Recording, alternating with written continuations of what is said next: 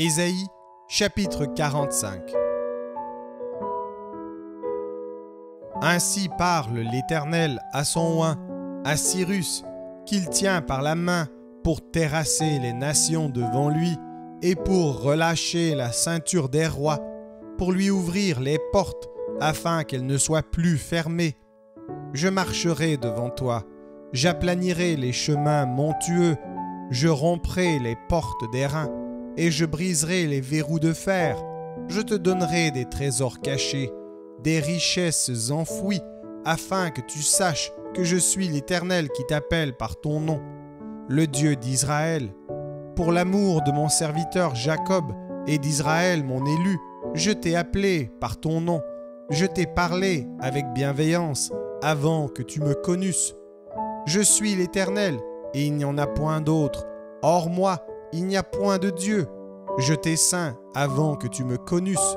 C'est afin que l'on sache, du soleil levant au soleil couchant, que hors moi, il n'y a point de Dieu. Je suis l'Éternel et il n'y en a point d'autre. Je forme la lumière et je crée les ténèbres. Je donne la prospérité et je crée l'adversité. Moi, l'Éternel, je fais toutes ces choses. Que les cieux répandent d'en haut et que les nuées laissent couler la justice. Que la terre s'ouvre, que le salut y fructifie et qu'il en sorte à la fois la délivrance. Moi, l'Éternel, je crée ces choses. Malheur à qui conteste avec son Créateur. Vase parmi des vases de terre. L'argile dit-elle à celui qui la façonne, « Que fais-tu » Et ton œuvre, il n'a point de main.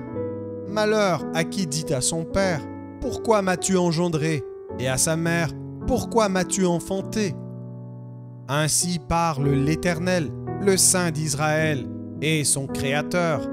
Veut-on me questionner sur l'avenir, me donner des ordres sur mes enfants et sur l'œuvre de mes mains? C'est moi qui ai fait la terre et qui sur elle ai créé l'homme. C'est moi, ce sont mes mains qui ont déployé les cieux, et c'est moi qui ai disposé toute leur armée. C'est moi qui ai suscité Cyrus dans ma justice, et j'aplanirai toutes ses voies. Il rebâtira ma ville et libérera mes captifs, sans rançon ni présent, dit l'Éternel des armées. Ainsi parle l'Éternel, les gains de l'Égypte et les profits de l'Éthiopie et ceux des Sabéens à la taille élevée passeront chez toi et seront à toi. Ces peuples marcheront à ta suite, ils passeront enchaînés, ils se prosterneront devant toi et te diront en suppliant, « C'est auprès de toi seulement que se trouve Dieu, et il n'y a point d'autre Dieu que lui. » Mais tu es un Dieu qui te cache, Dieu d'Israël, Sauveur. Ils sont tous honteux et confus, ils s'en vont tous avec ignominie, les fabricateurs d'idoles. C'est par l'Éternel qu'Israël obtient le salut, un salut éternel. Vous n'en serez ni honteux ni confus jusque dans l'éternité, car ainsi parle l'Éternel, le Créateur des cieux, le seul Dieu qui a formé la terre, qui l'a faite et qui l'a affermie, qui l'a créée pour qu'elle ne fût pas déserte, qui l'a formée pour qu'elle fût habitée. Je suis l'Éternel, et il n'y en a point d'autre. Je n'ai point parlé en cachette dans un lieu ténébreux de la terre. Je n'ai point dit à la postérité de Jacob, « Cherchez-moi vainement. » Moi, l'Éternel, je dis ce qui est vrai, je proclame ce qui est droit.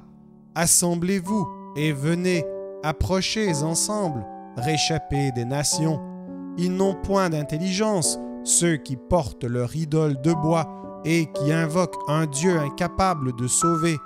Déclarez-le et faites-les venir, qu'ils prennent conseil les uns des autres. Qui a prédit ces choses dès le commencement et depuis longtemps les a annoncées? N'est-ce pas moi, l'Éternel? Il n'y a point d'autre Dieu que moi. Je suis le seul Dieu juste et qui sauve. Tournez-vous vers moi et vous serez sauvés, vous tous qui êtes aux extrémités de la terre, car je suis Dieu et il n'y en a point d'autre. Je le jure par moi-même, la vérité sort de ma bouche et ma parole ne sera point révoquée. Tout genou fléchira devant moi, toute langue jurera par moi. En l'Éternel seul, me dira-t-on, réside la justice et la force. À lui viendront pour être confondus tous ceux qui étaient irrités contre lui. Par l'Éternel seront justifiés et glorifiés tous les descendants d'Israël.